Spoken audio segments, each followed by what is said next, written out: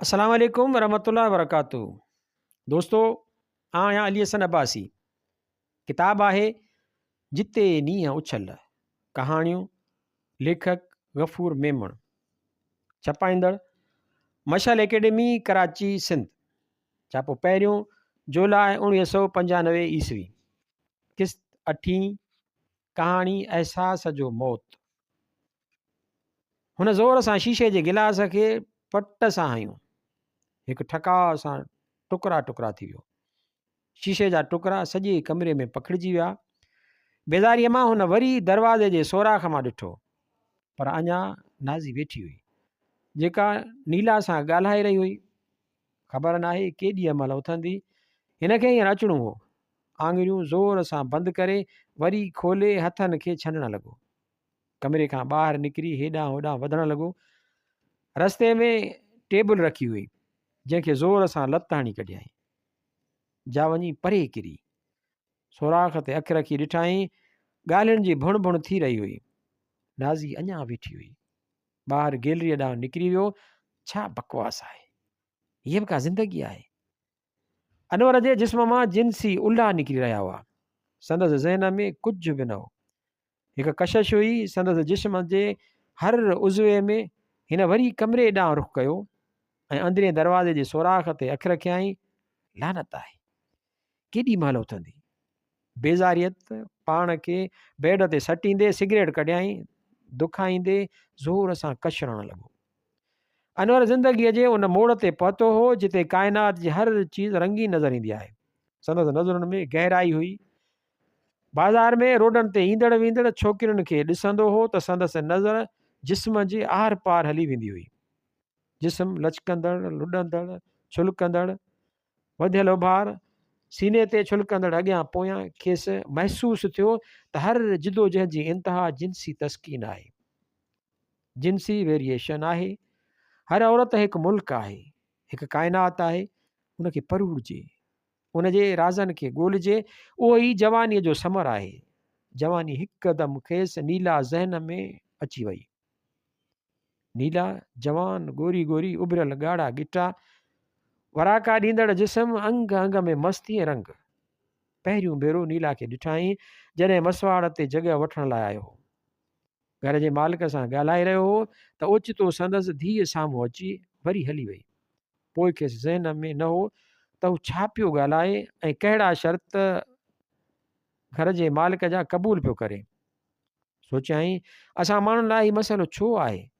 ॼण ॾुतड़ियल हुजूं, पनाहगीर हुजूं, वहशी तहज़ीब जा सिकायल महरूम भटकंदड़ सदड़िया हुजूं।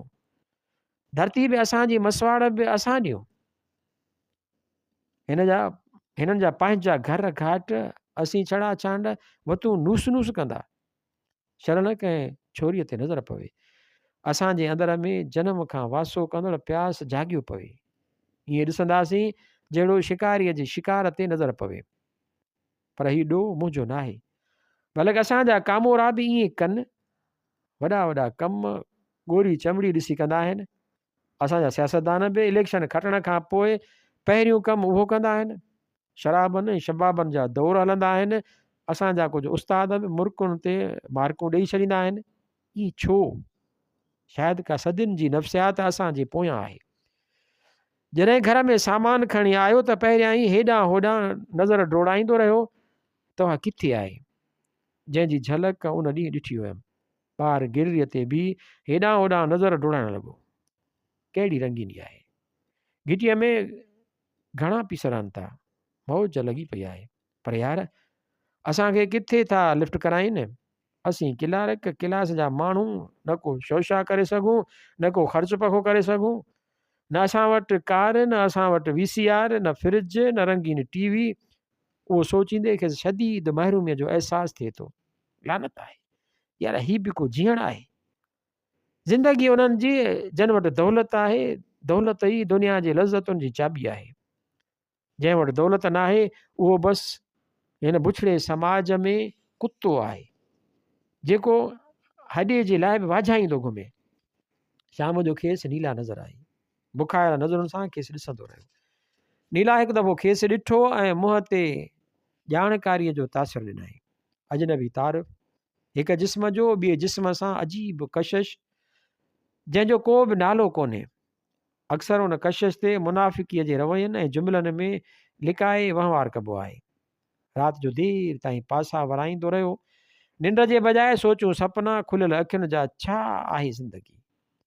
कंहिं झंगल में बबुर जे वण वांगुरु बग़ैर पाणी ॾियण जे, बग़ैर कंहिं भाण जे, बसि वधे पई सोचूं। हीउ शऊर आहे ख़ुदि आगाहीअ जो जेको परेशान थो करे। हीउ शऊर आहे लज़तुनि जे माण जो जेको ॾुखोए थो।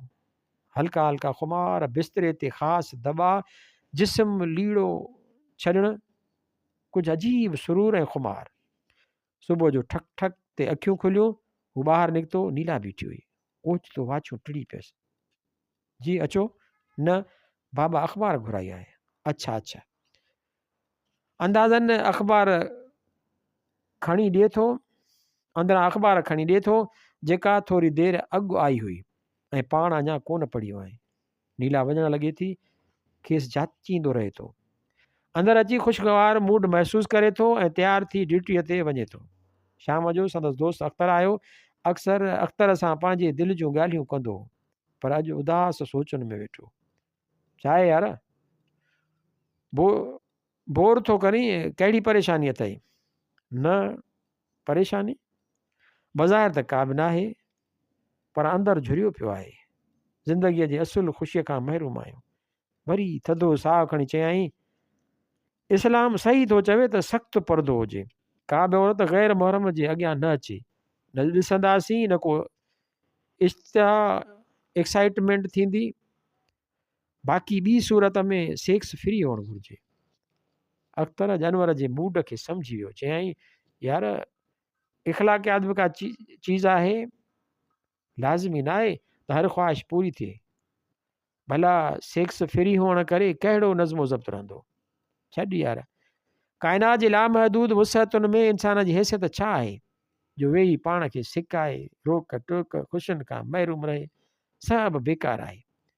इंसान आख़िर हिन काइनात में आहे ई छो? सिर्फ़ु इंजॉय, लुत्फ़ अंदोज़ थियण लाइ, ख़ुशियुनि में अचण लाइ, न त बाक़ी ॾुख ई ॾुख आहिनि। बसि हिकु नई इख़लाक़ी निज़ाम जी ज़रूरत आहे। अञा बहस हली रहियो हो त ओचितो नीला अंदरि लंघी आई। चयाईं, हीअ अख़बार वठो। ॿिन्ही जूं वाचियूं टिड़ी वियूं। अनवर ॿहकंदे चयो, तव्हां वियो। नीला शर्माईंदे ऐं मख़सूस चंचलता सां चयो, न महिरबानी। बसि अहिड़े तरीक़े सां मिलणु जुलणु हलंदो रहियो। आख़िर हिकु ॾींहुं हिमत करे खेसि हथ खां वरिताईं। नीला थोरी हॿकी, पर इनकार न कयईं। संदसि चपनि ते पंहिंजा चप रखी छॾियईं।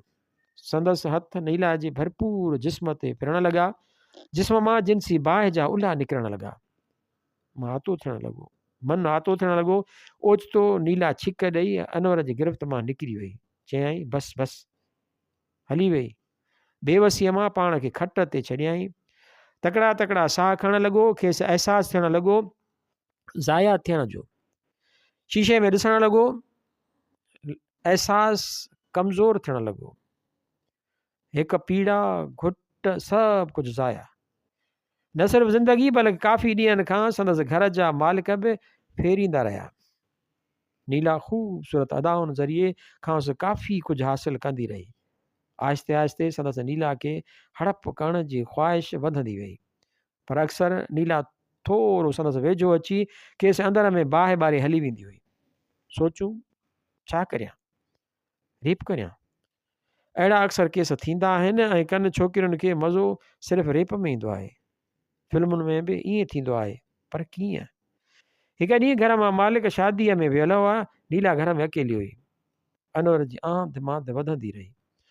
ओचितो नीला आई ऐं अनवर खे पंहिंजी मजबूरी ॿुधाए पैसा घुरणु लॻी। अनवर खेसि रखियल पैसा जेके ॻोठु ख़र्च पके लाइ मोकिलणा हुआ खणी ॾेई छॾिया ऐं खेसि वराए भाकुर विधाईं। आहिस्ते आहिस्ते खट ते लिटायईं। संदसि चपनि ते चप रखियाईं। संदसि हथ सीने ते उभिरियल मखण जे चाणनि ॾांहुं वधणु लॻा। ओचितो ठक ठक थी दरवाज़े ते नीला सट ॾेई संदसि गिरफ़्त मां निकिरी वई। उथी दरवाज़ो खोलियाईं। नीला जी सहेली खेसि सॾे रही हुई। नीला हली वई। ॿई ड्राइंग रूम में काफ़ी देरि ताईं ॻाल्हाए रहियूं हुयूं ऐं पाण इंतज़ारु करे रहियो हो त केॾीअ महिल संदसि सहेली उथे त वरी नीला खे सॾु करे। पर संदसि सहेली काफ़ी देरि ताईं वेठी रही, उथण जो नालो ई न थिए वरिताईं। थोरी थोरी देरि खां पोइ संदन ड्राइंग रूम जे दरवाज़े ते अखि रखी ॾिसंदो रहियो। बर्दाश्त खां ॿाहिरि थींदो हुयो। आख़िर नीला ऐं संदसि सहेली उथी बीठियूं ऐं संदसि सहेली उथी हली वई। संदसि अंदर में ख़ुशीअ जी लहर डोड़ी वई। नीला खे सॾु कयईं, पर नीला नख़रा करणु लॻी। पाण वधी नीला खे झलियाईं ऐं छिक ताण कंदो रहियो। खेसि ज़बरदस्ती लेटाए छिक ताण कंदो रहियो। तकिड़ा तकिड़ा साह, बसि खेसि जल्दी हुई मतां केरु अची वञे, मतां गिरफ़्त मां निकिरी वञे। ऐं कंहिं बि मज़ाहमत खां आरी, दुनिया खां आरी, इख़लाक़ खां आरी, बसि वजूद जे अंदरि कुझु हो जो ॿाहिरि निकिरण लाइ आतो हो। साणो थी वियो, गिरफ़्त हल्की थी वई। नीला खिसकी निकिरी वई, पाण खे छॾे ॾिनई, पंहिंजे वजूद खे पस्ती हेठाईअ में भायाईं। हिकु अजीब लज़त जो अहसासु, ऐं ॿियो उहो अहसासु जंहिंजो मौत थी रहियो हो।